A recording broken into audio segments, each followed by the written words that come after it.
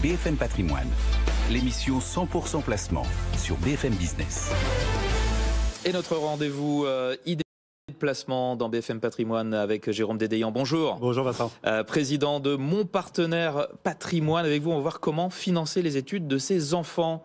Ça sent le vécu, hein. Quelque chose me dit. Oui, Vincent, ma femme et moi, nous avons 5 enfants. Nous en avons 3 qui sont en train de finir ou ont terminé leurs études supérieures et j'ai bien vu combien ça coûtait. Et j'ai cette année, pour la famille, c'est une année de Parcoursup puisque notre quatrième, ça n'en finit pas, est en terminale et vient de faire ses choix. Alors, c'est vrai que dans le budget des parents, le coût des études supérieures des enfants peut peser très lourd. Mais au fait, c'est quoi le budget qu'il faut prévoir? Est-ce qu'on en a une idée? Alors on peut l'estimer, même si c'est très difficile, puisque ça dépend évidemment des choix d'orientation de vos enfants. Ouais. Pour le dire simplement, la fourchette de coût des études supérieures des enfants, c'est entre quelques centaines à jusqu'à 30 000 euros par an pendant la durée de leurs études. Alors vous allez me dire quand c'est des études à l'étranger, par exemple, voilà, alors vous allez me dire qu'évidemment, entre quelques centaines et 30 000, avec une fourchette pareille, on est bien avancé pour prévoir. En fait, si on veut le dire simplement, évidemment, le choix du cursus, la nature de l'école, les frais de scolarité ne sont pas du tout les mêmes. Si vous êtes dans une université française, ça coûte quelques centaines d'euros par an, 170 euros pour une année de licence, 243 euros pour un master, 380 euros pour une année de doctorat. Et si en plus, cette année-là, vous avez votre enfant chez vous, parce qu'il va dans une fac qui est à côté du domicile familial, eh ben, ça vous coûte quasiment rien. En revanche, à l'inverse, s'il choisit de faire des études de médecine, 15 à 17 000 euros par an, s'il choisit une école de commerce privée hyper cotée à 20 000 euros par an, et qu'en plus il y a une année d'échange à l'étranger, et qu'en plus c'est dans une ville qui n'est pas là où vous habitez, et donc il faut payer le logement et les frais de transport, la facture peut s'envoler autour de 30 000 euros par an, sur une durée moyenne de 5 ans. Ça fait 30 000 fois 5 000, 150 000 euros. Vous voyez l'enjeu pour le patrimoine des ménages français qui ont la chance, l'honneur, le bonheur d'avoir des enfants. Compte tenu de tous ces enjeux, justement, comment est-ce qu'on fait pour mettre de l'argent de côté? Combien faut-il prévoir? Alors évidemment, c'est pas la peine de provisionner 150 000 euros pour chacun de vos enfants si vous en avez plusieurs, comme s'ils allaient tous faire une école de commerce hyper cotée ou une université américaine, etc. Donc notre recommandation chez Mon Partenaire Patrimoine, quand des parents prévoyants viennent nous en parler en amont, c'est toujours de dire mettez, si vous le pouvez, entre 50 et 80 000 euros par an, enfin de côté, pardon, au total par enfant. Et vous verrez bien, entre celui qui ira à la fac à côté de la maison et celui qui fera une super université américaine, ça fera une moyenne. Et vous Ils ne vont quand même pas tous faire des études voilà. Et donc l'idée, c'est de mettre 50 à 80 000 euros, si on le peut, par enfant de côté, le plus tôt possible, bien sûr. Et on ira piocher dans ce réservoir en fonction des choix de ces différents enfants. Encore faut-il le pouvoir. Tous les parents n'ont pas les moyens de faire cela. Alors oui, alors pourtant, c'est une obligation. C'est-à-dire que quand vous avez des enfants, le Code civil vous dit que vous avez une obligation d'éducation, de financement de l'éducation des enfants.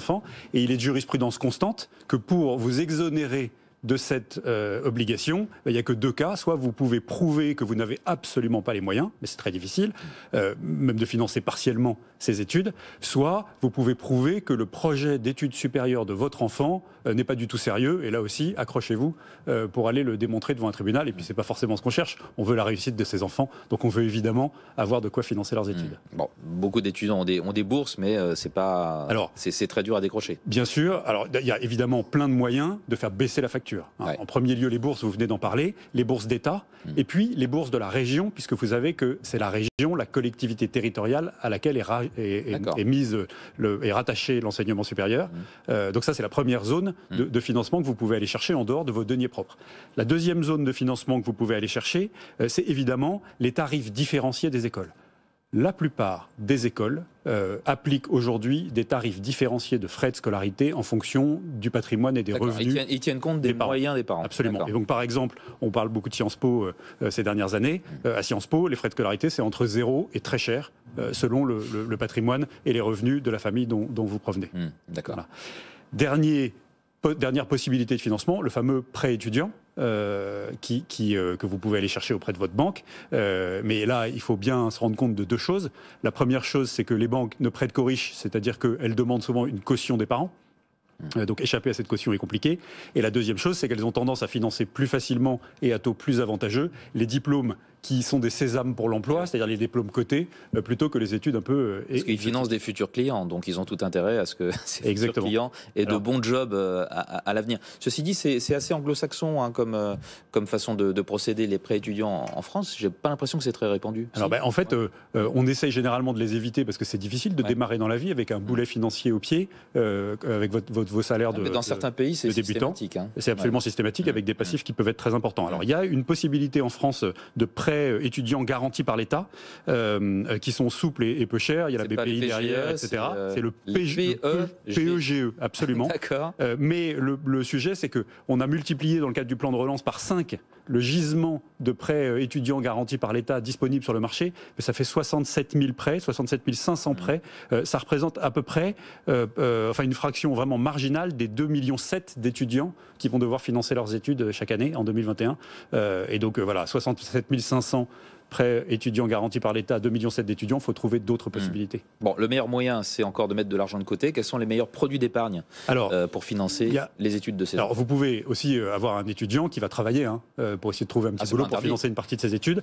Il y a évidemment la filière de l'apprentissage qui permet de cumuler les deux. Une super formation avec intégration dans la boîte et un salaire, ça aide beaucoup. C'est vrai qu'aujourd'hui, dans le contexte sanitaire, c'est plus compliqué d'être équipier dans le fast-food de votre quartier. Plus même la s'il fatigue. Continue à fonctionner, mais bon. Et donc le mieux, c'est si vous êtes un très bon étudiant, vous pouvez donner des petits cours en ligne, ça rapporte bien et ça permet de financer ses études. Bon, sinon, il faut mettre de l'argent de côté. D'épargne. Voilà. Et donc il y a quelques années, je vous aurais répondu, les Français privilégient tous les produits à rendement garanti élevé, type livret, PEL, etc. Mais aujourd'hui, ça rapporte plus rien, donc c'est terminé. Et donc il y a un outil à privilégier, c'est évidemment l'assurance vie, pour des raisons évidentes, du fait que ça vous permet de faire une allocation adaptée à la duration moyenne de financement des études de votre progéniture. Vous avez 4 enfants, ça va s'étaler sur plusieurs années. Vous mettez de côté petit à petit et vous avez finalement un risque d'exigibilité qui correspond à la séquence de déboursement que vous aurez au fil de l'eau des études de toute votre progéniture. Et donc, vous pouvez prendre un peu de risque au-delà du fonds euro pour essayer de faire au marché une partie du complément de ce passif que vous avez d'obligation de financement des études. L'idéal, c'est d'ouvrir un produit d'épargne par enfant ? Alors, nous, on ne le conseille pas du tout chez mon partenaire patrimoine. On conseille plutôt d'ouvrir un contrat dédié. Alors, pourquoi un contrat dédié ? Tout simplement parce que ça vous permet de résister psychologiquement à la tentation de prendre dedans pour autre chose. Mais vous mettez dedans les 50 à 80 000 euros de budget recommandé par enfant, et ça vous fera ce gisement, et puis vous aurez les 10 000 euros que vous coûteront la fac du petit dernier qui reste chez vous et où c'est pas cher parce que c'est la fac publique, et de l'autre côté les 150 000 euros de celui qui fait une super université américaine. Est-ce que les parents peuvent puiser dans l'assurance vie qu'ils ont ouvert pour leur enfant ? Alors, attention, vous ouvrez le produit au nom des parents. Et pas au nom des enfants. S'ils sont mineurs, Surtout, en plus, vous avez des problématiques de donation déguisée si jamais ils ne font pas d'études et que vous n'utilisez jamais cet argent. Donc, il faut faire très attention à ces enjeux-là. Donc, vous ouvrez le produit à votre nom, mais évidemment, la clause bénéficiaire vous permet de désigner vos enfants. Et si jamais vous passez sous un bus avant qu'ils aient eu le temps de financer leurs études, cet argent pourra quand même être affecté à leurs études supérieures. Vous avez des petites astuces à nous donner quand même ? Oui, il y en a 2 plus 1. Alors, très, très simplement, souvent, on a tendance à garder ses enfants rattachés à son foyer fiscal. Et donc, en fait, très souvent, quand on a une tranche marginale d'imposition élevée et qu'on est un enfant qui ne rapporte qu'une demi-part, on a plutôt intérêt à les détacher et à déclarer une pension alimentaire. Ça rapporte quelques centaines d'euros de plus que le plafonnement du quotient familial de la demi-part. Donc ça, il faut regarder ça de très près. Deuxième chose, c'est la donation temporaire d'usufruit. Ça, c'est un truc absolument génial. Vous avez un portefeuille de valeurs mobilières, un bien immobilier locatif qui vous rapporte des revenus. Vous donnez temporairement l'usufruit, donc les revenus de ce bien, à votre enfant pendant la durée de ses études. C'est parfaitement causé économiquement, il y a un vrai besoin. Et évidemment, votre enfant est peu imposable, voire pas, donc il ne paye pas d'impôt sur ses revenus. Et vous n'avez pas payé l'impôt dessus. Et ça a servi direct en brut à financer les études. Bon, Dernier point, vraiment, vous pouvez ne pas avoir d'enfant, mais avoir quand même envie de miser sur l'éducation.